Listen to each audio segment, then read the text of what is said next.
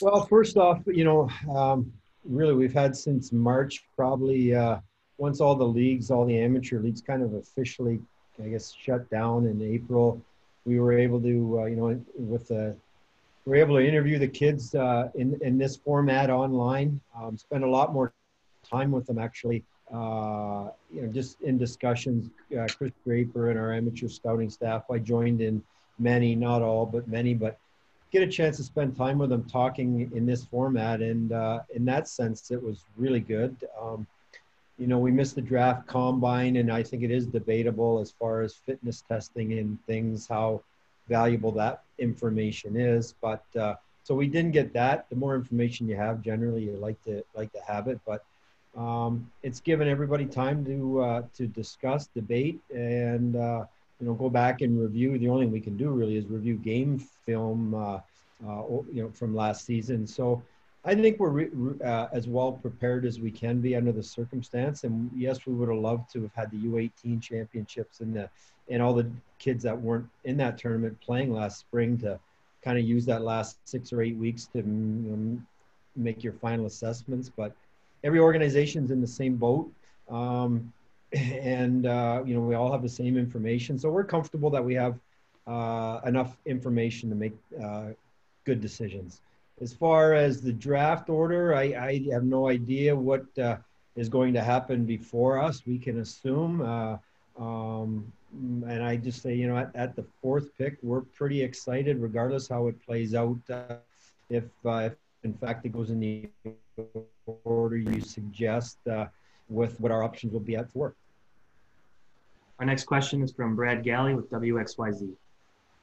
Steve, thanks for doing this with us and getting together. As you watched Tampa win it this week, the way that roster was built, the way that you put so many of those pieces together, people in Detroit jumped and said, okay, great. Those are the signs that fans can look at and say, Steve's going to do that here in Detroit. Is there a consistency that hopefully down the road you'll look at and say, this is exactly how we want to build the roster, just like we did in Tampa? There are certain takeaways that you can put together from Tampa and Detroit, or is it simply just getting talent in the building and going from there? Yeah, well, it's as simple as getting talent in the building. There's many ways to get it. Ultimately, you look at the Tampa team. They start with Steven Stamkos and Victor Hedman. They were the 1 and 2 picks in the draft. They were picked before I even got there. So then a lot of that team was draft choices.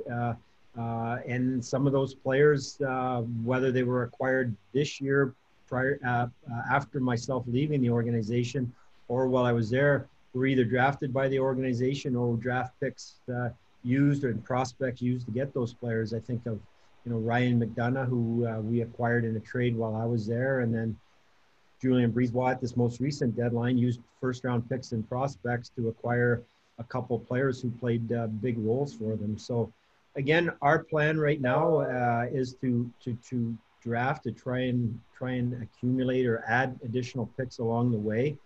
Draft, be patient. Hopefully we draft well and build the nucleus of a team. To build it through free agency is impossible. It just doesn't work. And to do it through trades, I think, is extremely difficult because they want your good assets, and our assets are young players in our draft picks right now, and that's what we're trying to build around. And then are you aware that fans call it the Yzer plan, and do you guys call it that in-house as well?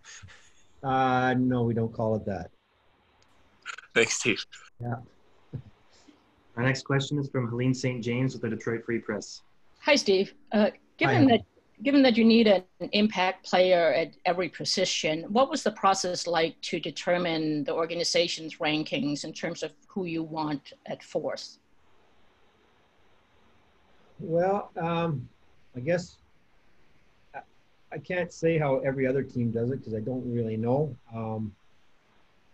We have criteria we're looking for in prospects, players to come into the organization, on ice and off ice characteristics, and we compile those or we take all those into account when we form our list.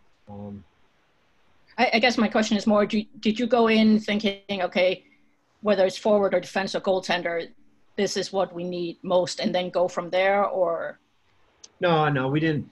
You know, honestly, at this early stage, where we're at as an organization, I, I, I don't think we can really target a particular position. We're going to take the best prospects, and honestly, I think, you know, through regardless of the state your team is in, unless you're, you know, you've got the first or second pick and there's a year when there's a bona fide franchise player, you're not really targeting a position. The kids are 17, 18, 19 years of age. The vast majority of them are 3, 4, 5 years away from playing in the NHL. Your needs as an organization will change over time. So we try to draft, the best prospect available with that current pick. Now, having said that, if we draft 5 left shot defensemen in the first 5 rounds, there's a chance we may go in a different direction in the 6th round. And just lastly, given that you've had so much more time, have you been able to use that to get maybe much more of a look at later round picks than you normally would? I mean, or is it, since they haven't been playing for so long, doesn't really matter, or what is that? Yeah, well, I would say collectively our amateur scouting staff within their area would have, there's just much more technology within the last few years, much more ability to more games are streamed, more games are saved on different sites, different companies online where you have access to watch these kids' games. So our scouts within their area, they had certainly had a lot of time over the course of the summer to go back and watch and review, and one, not only to reaffirm their beliefs, but two, like over the course of, the draft originally was slated for June, over the course of time, just to kind of refresh their memories and prepare for next week. Thank you. Our next question is from Daniela Bruce with the Ward on Woodward. Hi, Steve. Good to see you. What I was wondering is, aside from the draft, free agents also need to be signed next week. So how are talks going with your free agents, specifically Anthony Mantha and Tyler Bertuzzi? We've had discussions with the restricted free agents. As you know, we've had discussions. We don't have a contract in place for either player yet, but we've had discussions with them ongoing. A couple of other RFAs we have had some contact with. We'll kind of debate here over the next week on what qualifying offers for our restricted free agents are due next week. So we've got to make decisions on who we qualify and don't qualify. And also, leading up to Tuesday, really, what do these next few days look like for you? I'm assuming you and your team have already made most of the decisions and have your list set on your prospects. So what do these next few days look like? We're pretty well organized and prepared to go for Tuesday evening. You kind of check in with teams regarding the draft to see, on interest in moving up, moving down, not necessarily just within the first round, but in other areas. You get a feel for what they're thinking ahead of time. And then we've got other business to do. You mentioned contract negotiations with our own players. That is ongoing, and then preparing for next Thursday or the 9th for unrestricted free agency. We've been doing a lot of internal discussions, wrapped up kind of our final meetings. We've had a lot of final meetings over the last few months, kind of get ready and prepared for unrestricted free agency next week. So you're talking to other teams about, they're in the same boat we are. They're debating, are they moving qualifying guys, or looking to move guys? Are they looking to sign their own free agents or make their players available? And just other ways of improving your team. So it's really it's a little bit condensed or compressed time period. So we're actually extremely busy right now. Thank you, Steve. The next question is from Mike Stone with 97.1 The Ticket. How you doing, Steve? Mike, how are you? It's obvious you guys need another goaltender. There's some, big names, Lundqvist, Holtby, and some others. If the price is right, are any of those guys interested? Are you still so in your rebuilding that a a veteran goalie like that would not be something that you guys would consider? Well, I can't, players are technically aren't free agents yet. So I won't address it specific to anyone, but we will be looking in the free agent market for a goaltender. I've spoken with Jimmy Howard. We're not going to offer him a contract prior to the free agency period. So we will look at the free agency market at goaltenders, as you know, and you point out there are several that today look like they'll be on the market next week, and we'll look to fill the position with that. Without that window to talk to free agents, we have to wait until October 9 to really get a good feel for where there's a fit for, the interest of these players and, the parameters of contracts. So we'll get a better idea next week. And one other quick thing, was there any amount of self-satisfaction watching the Lightning win the Cup the other night? Self-satisfaction is probably not the right word. I enjoyed watching the entire playoffs. I enjoyed watching Tampa won. They're a good team. They're an entertaining team. I felt, a lot of the players, a lot of the staff, the owner, they are friends, and I had a great working relationship with them. So I was very happy to see them win. They've been close for a number of years here now, and so I was really, really happy for them all, for that fan base as well in Tampa. We've been through that here, as close in the mid-90s, getting close and not winning, and finally the relief and the joy to win. So again, I was really pleased for Tampa and the entire organization. Thank you. Our next question from John Neal with the Detroit News. Hi, Steve. Thanks for taking the time. Just wondering about the logistics of next week with a virtual draft. I mean, what's the setup going to be like for you? Who all is going to be with you? Are the scouts scattered or together here? And have the GMs done a run through with the league on this, or will you? If not? No, we're prepared.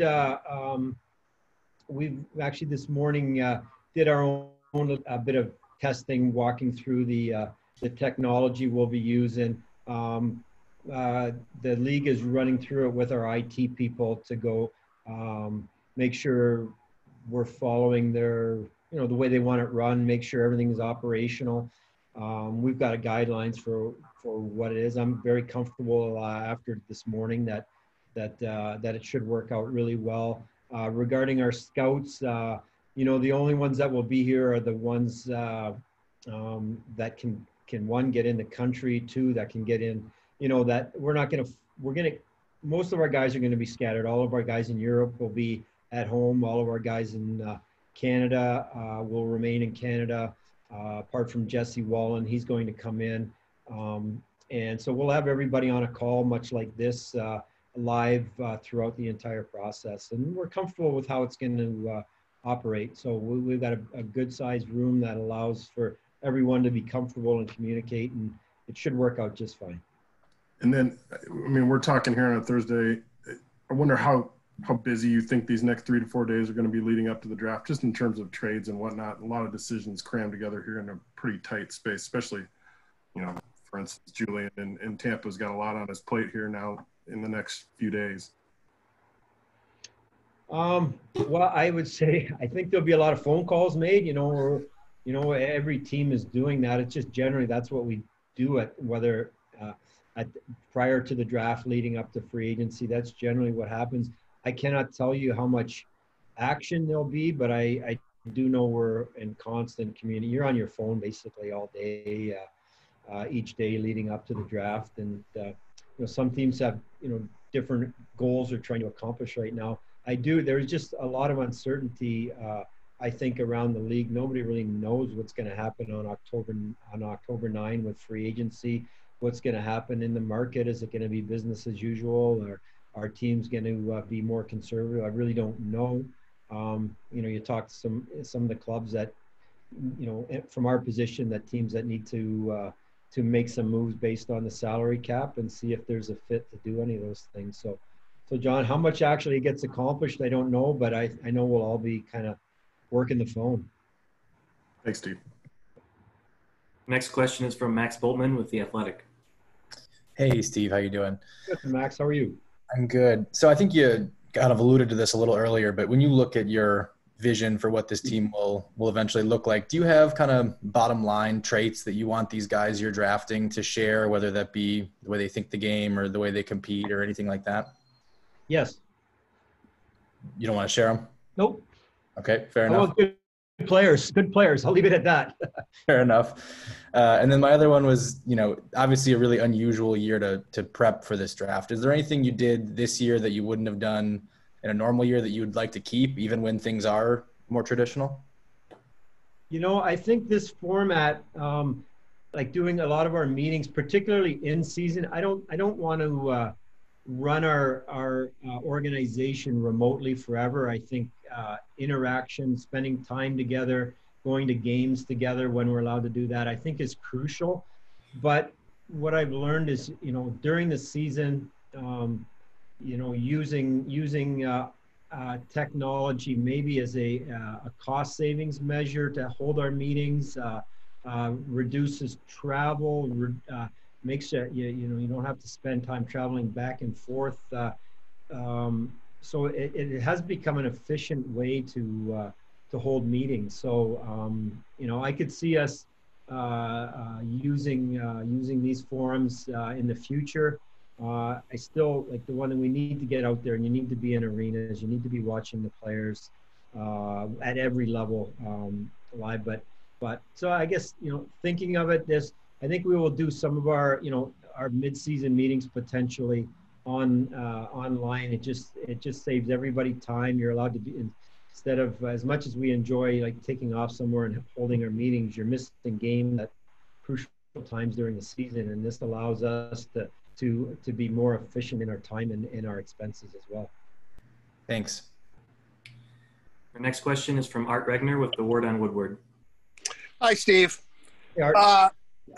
Okay, I'm going to ask you this as far as criteria, and I know that you're not going to reveal very much, but for years we always heard that the Red Wings number one criteria when drafting a player, regardless of position, was hockey IQ. He can think the game. He has a passion for the game. He can anticipate the game. You can make him a Red Wing. I'm kind of curious, is that still the bottom line for you before you even look at all the other things, that if they don't have that high hockey IQ, you will not consider them? We take a lot of things into account, and you mentioned hockey IQ. There's all these, different skills and abilities that make a player a good player. They have to have a combination of the things we feel are important, and to what level. I can't tell you every player that's gone through the Red Wing organization in the last 20 years. There've been a lot of good players that their greatest strength was necessarily smart. Some of them were just so darn good. Good hockey players come in a lot of forms. So, there's no one characteristic that is going to be a telling factor. Another one with unrestricted free agency, Tuesday and Wednesday you're drafting. Friday you can sign unrestricted free agents. Is it imperative? And I know you have a lot of cap space, but would you like to at least get Mantha and Bertuzzi done so you have a little bit more of where you can and cannot do come Friday?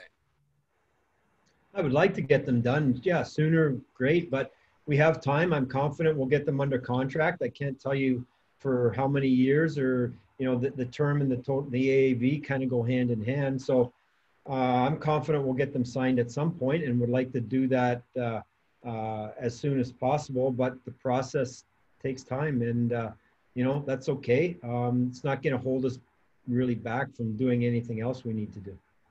Okay, thanks, Steve. Appreciate it. You're welcome. Our next question is from Ansar Khan with M Live. Hi, Steve. You've got quite a few second and third round picks over the next couple of years. And given the success you had in Tampa, finding players in mid to later rounds, are you more inclined to keep those picks, or do you look at it as giving you flexibility to maybe either trade up or trade for players using some of those picks? Yeah, they're all options. I guess the answer, I wouldn't rule anything out. in order to trade up or to trade, like to go in and say, hey, I'm definitely going to trade up or definitely trade back. One, you have to have a partner that wants to do that, and or another team that wants to do that. So if those situations come up, we'll certainly look at it. We're trying to add draft picks really at this point, but to use our picks to acquire players, it's something to consider for sure. But I would want those to be younger players that we know that will be with us for a while. At this stage and at this point of the off season and this stage of our rebuild, to start using draft picks to acquire, players that might be an unrestricted free agent in a year or two that may or may not be with us, doesn't make sense unless the cost of giving them up is so inexpensive that we have to do it. So I tend to hold on to our picks. I'd like to add more picks. Again, if there's a good young player that is being moved for whatever reason that we think is going to be here for a long time, and the cost to acquire that player isn't, in our eyes, too much, I would look at that. But again, I really, right now, I expect us to use our picks next week in the draft. Our next question is from Carly Johnston with the Ward on Woodward. Hey, how's it going, Mr. Yzerman? I'm good, Carly. Thank you. Good, very good. All right, so you touched on this a little bit earlier, but with a lot of these draft prospects, playing overseas, have you been taking notes ahead of the draft? Like, has anyone's gameplay swayed your opinion, adding, subtracting anyone from the draft docket? Not really. It's the European leagues have been playing roughly for a month. So, obviously we have been watching. Myself, I've watched a little bit. And it's tricky, because, most of the North American kids haven't been playing. These kids in Europe, they're good play or poor play for that matter. Does it move them above or below the guy that hasn't played? I don't think it's changing our opinion really that much. Watching these kids right now, we kind of going into last month over the course of this summer, kind of formulated our opinion, did our research to the best we could on the guys' background checks and whatnot to the best of our ability. And it's with the European kids, it's given us a chance to watch them a little bit more. But I guess to answer your question, ultimately, it's not really swaying our list that much. Fair enough. Okay, so I know this is your second year drafting with Chris Draper, but what's it like going through the process with a former teammate? Well, it's good. Chris and I played together for a long time. We talk a lot through our playing days. You talk hockey a lot, all the different things. We share a lot of, I guess, common feel for players that we like and what we look for. I can tell, Drapes really has a passion for scouting. Even, prior to me rejoining the club, I used to see him at all these tournaments, all these games out, doing the amateur draft. So I have a very good comfort level with him and knowing what he's looking for in players that he likes or traits that he likes in players. So I enjoy talking to him. He's a hard worker. He's very organized, and our communication has been excellent. Perfect. All right, last one. Drafting a fourth pick. Do you have any words of advice for these kids? For the kids? Yeah, the draft. Yeah. The draft is a really exciting day. Ultimately, regardless of where you're picked or not picked, really becomes irrelevant. Once you're picked, you got to go out and become an NHL player. So kids develop at a different rate, all of them, and it's hard to make it to the NHL. And again, regardless of where you're picked, there's no guarantee that you're playing or not playing. Ultimately, you find out over time how bad they want to play, how much they love it, and how their desire for making it to the NHL is going to be the difference maker. Where you're drafted isn't. Beautiful. Thank you so much, Steve. Our next question is from Ted Colfin with the Detroit News. Hey, Steve. Thanks for doing this. Yep, no problem.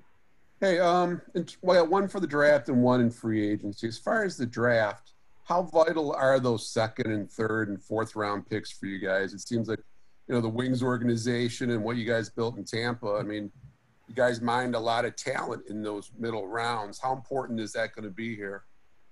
Well, one, you need, you know, in order for your prospects to turn into players, you need draft picks, you know. Yeah.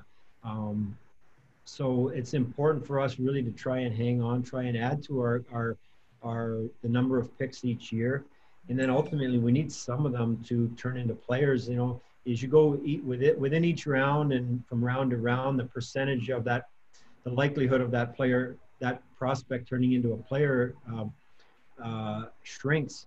So we can have, you know, the more picks we have gives us better odds, increases the odds of turning into players. But I just say, like, if you're not going to hit on your first round pick every year, unfortunately, as much as we'd like to think we will, the reality is history has shown teams don't. So you need players coming in later in the draft to keep you on target or expedite the process, because like I say, like, we're all competing for the free agent, the amateur free agents, whether they're European, whether they're in college in North America, coming out of junior, the kids that don't get drafted. There's very few that really have an impact, and we're all competing for the same ones. So to speed this thing up or to keep it on track even, we need some players turning into NHL, some prospects turning into NHL players in the second, even through the seventh round. In terms of free agency, Steve, are you guys going to be looking for shorter term deals, or are you guys ready to make like longer term commitments at this point? You know, I would say we'll be relatively conservative. Again, where there's a lot of uncertainty as to what the economic landscape of the NHL looks like in the next couple of years. You know, I wouldn't rule out anything. Again, it's got to make sense. You know, like the contract has to make sense. The AAV, or the, you know, what you have to pay the player, and the term depending on their age. So we're not opposed to anything, but it's got to make sense. But I think it's a fair kind of assumption that we'll be relatively conservative. Thanks, Steve. Yeah. Next question is from Nick Katsanika with NHL.com. Hey, Steve, sort of piggybacking on John Neo's logistics question, I'm kind of curious, in the past, how many trades have come about just by proximity, being in the same city and on the draft floor? And do you think that'll be a factor this time? And then when you've got your draft table, how difficult is it to talk about prospects in your list when you've got other people around, and how much easier will it be this time when you don't?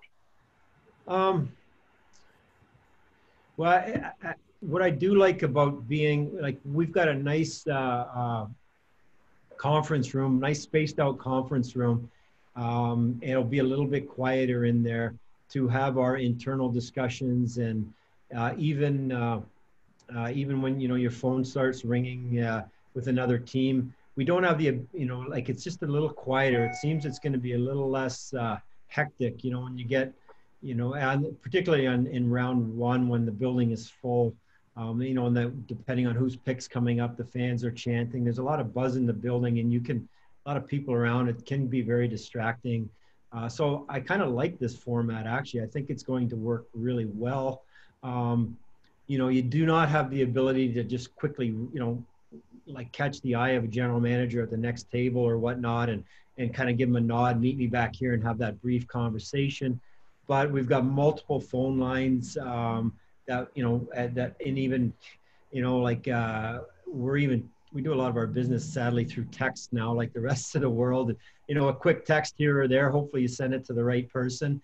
You can get a lot done pretty quickly. It will work, but that convenience of just being able to, you know, nod to somebody and meet me at the back for a quick discussion, that's going to be gone. But again, it should work out just fine. Just fishing for an anecdote, you ever pull off a big trade with that? Like, you know, the meet me over here kind of thing? Did it ever come to fruition, something significant? Well, you know, I don't know if this applies, but, you know, you hear a lot about Braden Point. We traded up one draft pick to get Braden Point. We're in the third round, and we were talking about picking him, and one of the people at the table, Minnesota's picking right before us, and they're like, "Oh, Minnie, he's the type of guy that Minnie drafts," you know, and like, really, Minnie's literally right at the next table. And can't remember, but I picked up my phone and Chuck Fletcher was the GM and said, Chuck, are you interested in the 7th for us to jump in front of you for the pick? And he looked at me just like I'm 10 feet away and he's like, kind of, are you serious? And I'm like, yeah. Shrugged and he said, okay. And he said, but you got to tell me who you're picking. And we told him and we gave him the 7th round pick. And obviously it turned out to be good, but in all likelihood, Pointer probably would have still been there and we would have got another set. We would have had our 7th round pick. So, that was, I never really, most of them, you do them on the phone, after the first round, how it really works is people, you get into the second or late first and second, people are looking to move up to get that player. Their list is, depending on how it's shaped, they're looking to get that last player in this group, or they're looking, that group is gone. They're looking to move back to a different group of players. So I find in that late first, second round, early third round, your phone is ringing. Everybody's looking to move up or move back. Thank you. The next question will be from Bob Bonowski with the Detroit News. Hey there, Steve. Hope you're well. Thanks, Woj. You too. Sure. Thank you.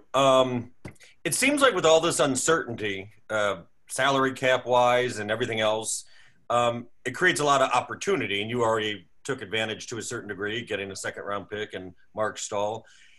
Is it almost like this is the rare time where the salary cap not going up and other teams needing relief is an advantage for you? And do you expect to be able to do more of that with teams needing to get rid of salary?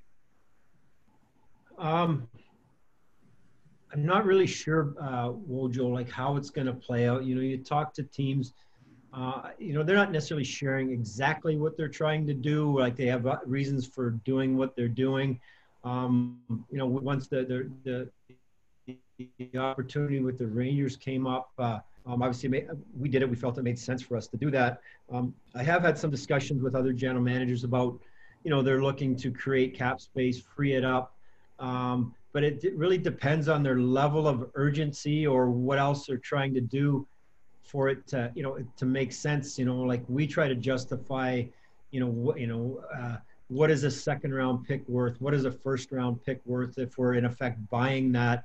And so some of these contracts have long term on them, and okay, how much do we want that player? How much can they help us? Weigh that against what they're, in some cases, what they're willing to add to that. And in some, sometimes it's worth it, sometimes it's not. And ultimately it comes down to,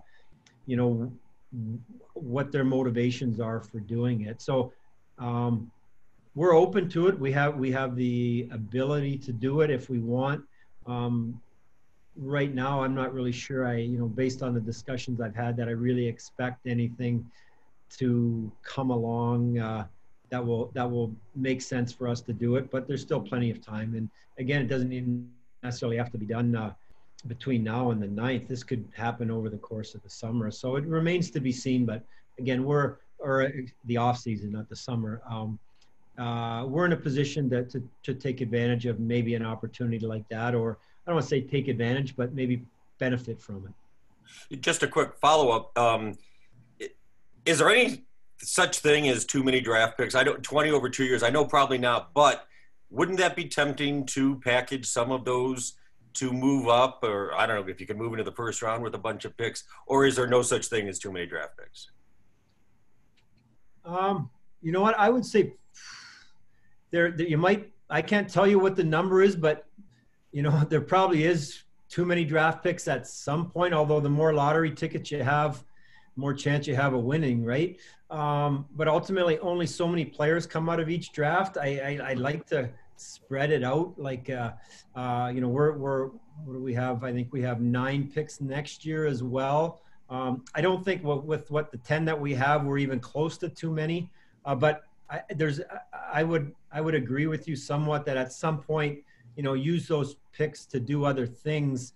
Just depends on what it is. Likewise, I just don't feel for us it makes sense to use any of our draft picks for somebody that's a short-term player that's not going to be here when we need it. I'd rather replace that, fill that hole through a free agent, more shorter term than maybe giving up a 2nd or a 3rd. Now, somebody has a good young player that they want to move. that's a fit for us, we would look at it, but we're not giving up the 4th round pick or the 4th overall pick to do that. You know, it's got to be a pretty special player, and teams aren't moving their special players. Our next question is from Art Regner with the Ward on Woodward. Hello again, Steve. This is kind of a clarification question. You have several prospects playing in Europe right now. I could list them: Zadina, Rasmussen, McIsaac. Just to make sure, when the Red Wings resume again, whenever that may be, they are coming back, right? They're not gone to Europe forever. Not forever, Art. No. Okay, so they will be here. With that said, have you petitioned the league yet to make sure that you and the 6 other non-playoff teams can have training camp early? Can start 2 or 3 weeks? I mean, just some of our kids that are gone to Europe, will have the ability to bring them back. You know, should we start up? We are looking at situations now where we're not opposed to our players going there, our prospects playing the entire season there, because there is uncertainty as to when or if the American League will start.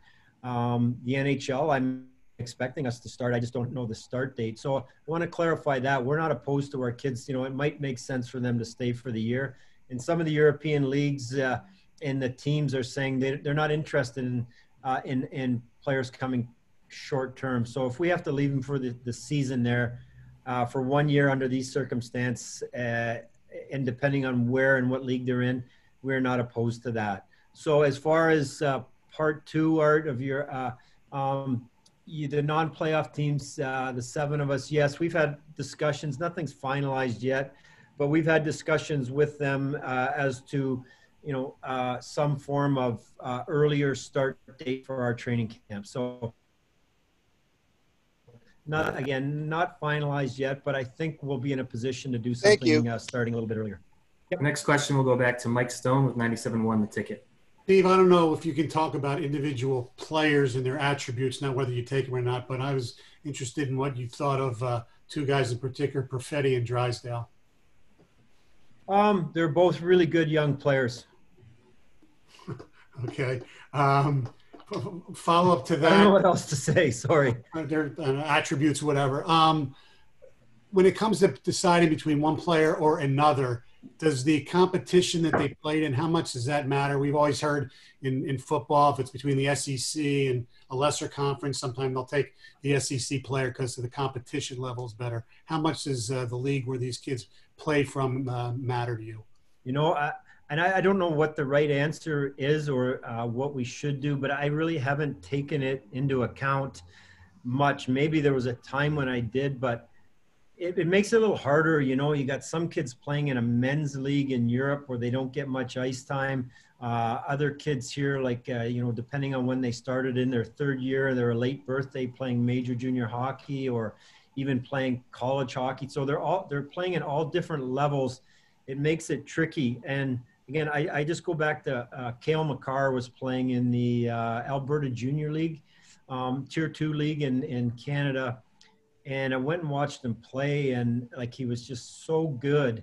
You know, you couldn't help but think like he kind of could do whatever he wanted. The one particular game I went to, I think they won like 12-0.